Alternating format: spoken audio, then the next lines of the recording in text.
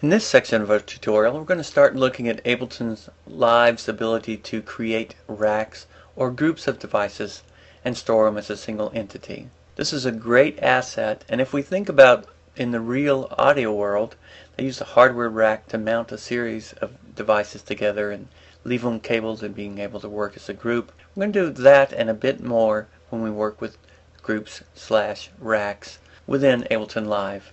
If you're following along, this is simply a new live set. I'm going to start from scratch. I'm coming into my device browser, double clicking, coming into my instrument folder, down to the simpler synthesizer, coming down to the synth folder in there, and then opening up the bleep category. And I'm going to double click on Squirrel and we'll get a new track with Squirrel in place. I'm going to now delete the other tracks I'm not using, and we can play this now and listen to it. Kind of round bass sound. I'm going to pull the volume back to avoid distortion. And the same thing over on the master.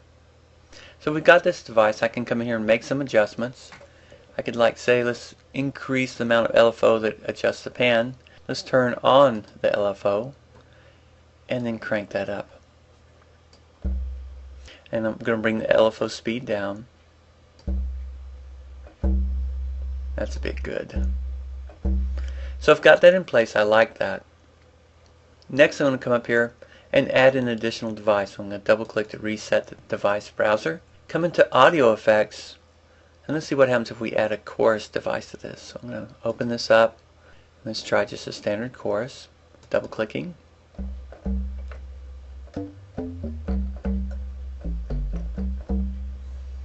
Try changing the mixture.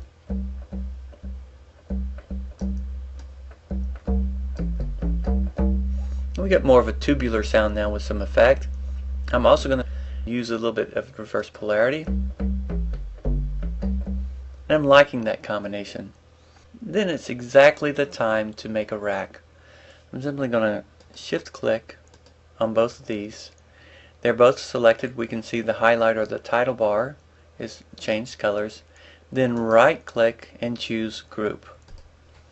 Now immediately on the outer edges here, here's the synthesizer, the chorus, and another outer bracket here. This is Ableton Live's way of telling us they're in a rack, and if we follow the yellow line around, we can see they are seen as a group. Now the great thing about this rack is not only is it a combination of devices, a synthesizer, and an effect, but all these fine tunings that I've done by turning on the LFO, changing its rate, having it adjust the panning of the sound, opening up a chorus and tweaking it a little bit. That's all been saved as part of this rack as soon as I save it.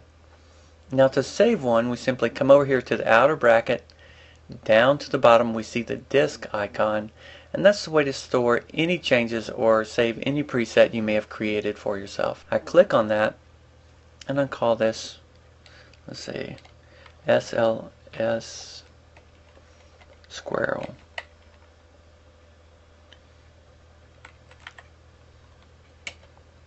And so now that's saved. I can recall that at any point in time as a single entity. I can drag it over. Let's go ahead and delete this. I'll actually create a new MIDI track. Right click and insert MIDI track. And let's drag this over. And again we see exactly the same things. The LFO is on. It is controlling panning. And I've reversed the polarity and changed the balance over here in the chorus. So that's one of the great strengths of using a rack, creating your own complex presets.